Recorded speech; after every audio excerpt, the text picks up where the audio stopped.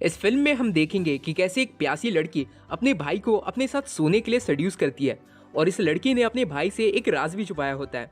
और ये राज क्या होता है हम इस वीडियो में देखेंगे। इस मूवी का नाम है नताशा और इसे IMDb पर रेटिंग मिली है 6.1। फिल्म की शुरुआत में हम देखते हैं मार्क को, जो 16 साल का होता है और अपने दोस्तों के साथ पार्टी करता है। पार्टी करने के बाद मार्क अपनी एक दोस्त के साथ इंटीमेट भी होने वाला होता है, पर वो लड़की उसे रोक देती है। यानी फिल्म की शुरुआत में ही बंदे का कट जाता है। इसके बाद मार्क सभी संस्कारी लड़कों की तरह घर जाकर पोर्न देखता है और रात में हिलाने के बाद सो जाता है।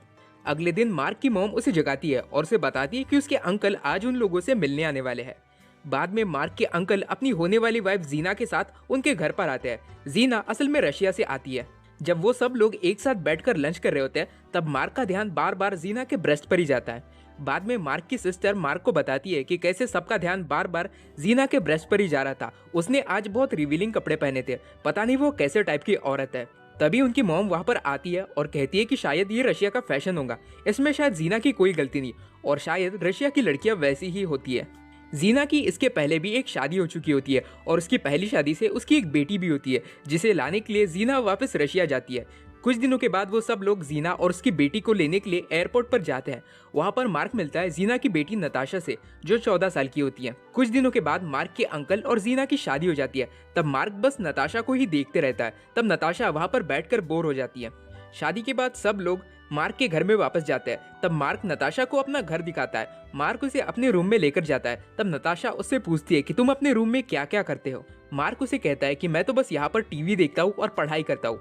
तब नताशा उससे पूछती है कि क्या तुम अपने रूम में किसी लड़की के साथ कभी सोए नहीं हो। तब मार्क ये सुनकर चौंक जाता है और पूछता है कि तुम तो बस 14 साल की हो, तुम ये बातें कैसे कर सकती हो, क्या तुम्हें शर्म नहीं आती। तब नताशा कहती है कि मुझे कोई फर्क नहीं पड़ता क्योंकि मैंने अब तक 100 बार कर चुका है और अगर तुम चाहो तो मैं तुम्हारे साथ भी कर सकती हूँ। मार्क उसे कहता है कि हम लोग अब कजिन्स हैं और मेरे अंकल ने तुम्हारी मॉम से शादी कर ली है। तब नताशा कहती है कि मेरी मॉम बहुत घटिया औरत है, वो बहुत से आदमियों के साथ कर चुकी है और मैंने उसे बहुत से आदमियों के साथ करते हुए देखा भी है। मार्क इस पर कुछ नहीं कहता और नताशा बस उसे देखकर हंसने लगती है। कुछ दिनों के बाद मार्क की मॉम उसे कहती है कि तुम्हें नताशा का ध्यान रखना होगा, वो इस देश में पहली बार आई है और यहीं पर अपनी पूरी जिंदगी बिताने वाली है। यहाँ पर उसका कोई दोस्त भी नहीं है, इसलिए तुम उसके साथ टाइम स्पेंड करो और वैसे भी वो तुम्हारी कजन है। अगले दिन मार्क नताशा के घर पर जाता है, जहाँ पर जीना उसे बैठने के लिए कहती है और उसके साथ बातें करती है और उसे बताती है कि नताशा बहुत अलग लड़की है, वो हमेशा अकेले रहती है, इसलिए अगर नताशा उससे गुस्सा हो जाए तो मार्क को बुरा नहीं मानना चाहिए। इसके बाद जीना नताशा को बुलाती है पर उनके बीच किसी बात का झगड़ा चल रहा होता है, इसलिए नताशा गुस्से में वहां से चली जाती है। तब मार्क भी उसके पीछे जाता है। बाहर में नताशा मार्क को बताती है कि वो अपनी मॉम की तरफ देखना भी नहीं चाहती, वो अपनी मॉम से बहुत नफरत करती है। उसकी मॉम ने उसे यहाँ पर लाकर उसकी लाइफ बर्बाद कर दी है। इसके बाद मार्क उसे अपने दोस्त रूफस के घर में लेकर जाता है और उससे मिलने के बाद नताशा बस उसी के बारे में पूछती रहती है। तब मार्क नताशा को बताता है कि रूफस अकेला रहता है क्योंकि उसके पेरेंट्स दूसरे देश में घूमने गए हैं। इसके बाद वो लोग एक साथ लंच करते हैं और म्यूजिक भी सुनते हैं। मार्क नताशा को उसके घर तक छोड़ देता है और नताशा उससे कहती है कि कल मैं तुम्हारे घर आऊंगी। फिर हम देखते हैं कि अगले दिन नताशा मार्क से मिलने पहुंच जाती है। वो लोग कुछ देर बैठकर बातें करते हैं और मार्क उसे बताता है कि वो कौन सी बुक पढ़ रहा है। इसके बाद वो लोग साइकिलिंग करने बाहर जाते हैं। फिर हम देखते हैं कि मार्क अपने दोस्तों के साथ मिलकर मैरिजुआना यानी कि गांजा बेचता है और इस बारे में नताशा को पता चल जाता है और वो उससे पूछती है कि क्या मैं भी थोड़ा सा मैरिजुआना स्मोक कर सकती हूँ। अगले दिन नताशा फिर से उसके घर पर जाती है। तब मार्क उसके लिए थोड़ी सी वीड लेकर आता है और पहले वो खुद स्मोक करता है और फिर नताशा को भी अपने साथ स्मोक करवाता है।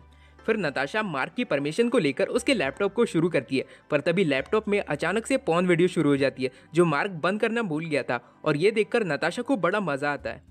तभी नताशा लैपटॉप को लेकर मार्क के पास आती है और उसे कहती है कि मैं तुम्हें कुछ दिखाना चाहती हूँ। फिर नताशा उसे अपनी खुद की न्यूड फोटोज दिखाती है और बताती है कि वो खुद भी पॉर्न वीडियोस बनाती है। नताशा उसे पूछती है कि क्या तुम मेरे साथ करना चाहते हो और मार्क के जवाब देने से पहले ही नताशा अपनी ब्रा उतार देती है और फिर मार्क के सामने अपनी अंडरवेयर में खड़ी हो जाती है और कुछ देर बाद वो अपनी अंडरवेयर को भी निकाल देती है। नताशा उसे किस करने लगती है और वो लोग वहीं पर मार्क के रूम में इंटीमेट होते हैं। नताशा मार्क को बताती है कि वो 12 साल की थी तब से वो ये काम कर रही है क्योंकि उसे इसके अच्छे पैसे मिल जाते हैं। नताशा उससे कहती है कि उसकी मॉम को भी इस बारे में पता चल गया था। उसकी मॉम ने उसे कुछ कहा तो नहीं, पर वो नताशा के कमाए हुए पैसों के पीछे पड़ गई थी, इसलिए नताशा को ये सब काम बंद करना पड़ा और तभी से उन लोगों के बीच कुछ भी सही नहीं चल रहा। इसके बाद मार्क और नताशा एक दूसरे के साथ और भी ज्यादा टाइम स्पेंड करने लगते हैं, यहाँ तक कि वो दोनों एक दूसरे के साथ नहाते भी है और भी ज्यादा इंटीमेट होते हैं। और मार्क उसे पसंद भी करने लगता है। मार्क उसे अपने दोस्तों के साथ पार्टी करने लेकर जाता है और उसे पूरा शहर भी घुमाता है। कुछ टाइम के बाद मार्क के अंकल और जीना बाहर में घूमने जाते हैं, इसलिए नताशा मार्क के घर में ही रुकी होती है। रात में नताशा उसे good night baby message send करती है और कुछ देर के बाद उसी के रूम में चली आती है, क्योंकि वो कहती है कि उसे नींद नहीं आ रही। नताशा और मार्क बाहर में घूमने जाते हैं, तब नताशा उसे कहती है कि मुझे तुम्हारे घर में रहना बहुत अच्छा लगता है, काश कि मैं यहाँ पर अपनी पूरी जिंदगी रह सकती। मार्क उसे कहता है कि तुम जब चाहो यहाँ पर रहने आ सकती हो। नताशा उसे बताती है कि उसकी मॉम मार्क के अंकल को धोखा दे रही है और अभी भी उसका नताशा के डैड के साथ अफेयर चल रहा है। नताशा कहती है कि मैंने तुम्हारे अंकल को सब कुछ बता दिया, पर फिर भी तुम्हारे अंकल ने मुझ पर भरोसा नहीं किया और मेरी मॉम की झूठी बातों में आकर मुझे झूठा समझने लगे। इसके बाद जीना और मार्क के अंकल वापस आ जाते हैं और नताशा को अपने साथ चलने कहते हैं, पर नताशा उनके साथ नहीं जाती और कहती है कि मुझे यहीं पर रहना है, मुझे यहाँ अच्छा लगता है। तब जीना उससे कहती है कि मुझे पता है कि तुम्हें ये जगह क्यों पसंद है और मुझे ये भी पता है कि तुम इस लड़के के साथ क्या क्या करती हो।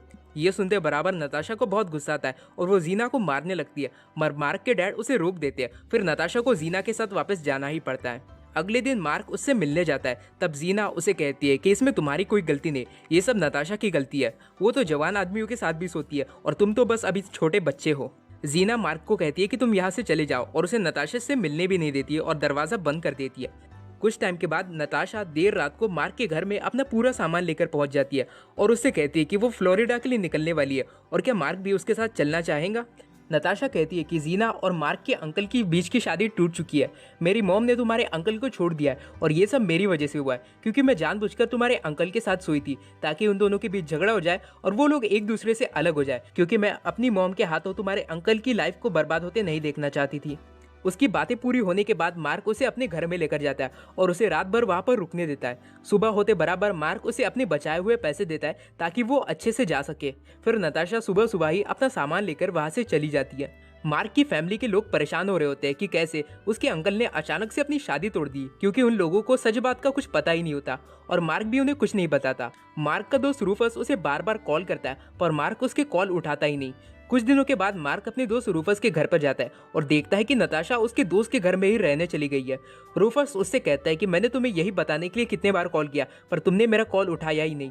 रूफस उससे कहता है कि नताशा मेरे पास सेफ रहेंगी। तभी नताशा वहाँ पर आती है और मार्क को गुस्से से देखती है। तब मार्क गुस्सा होकर वहाँ से चले जाता है और अपने घर वापस लौट जाता है, क्योंकि वो समझ जाता है कि उसका फिर एक बार कट चुका है। और ये फिल्म यहीं पर एंड हो जाती है।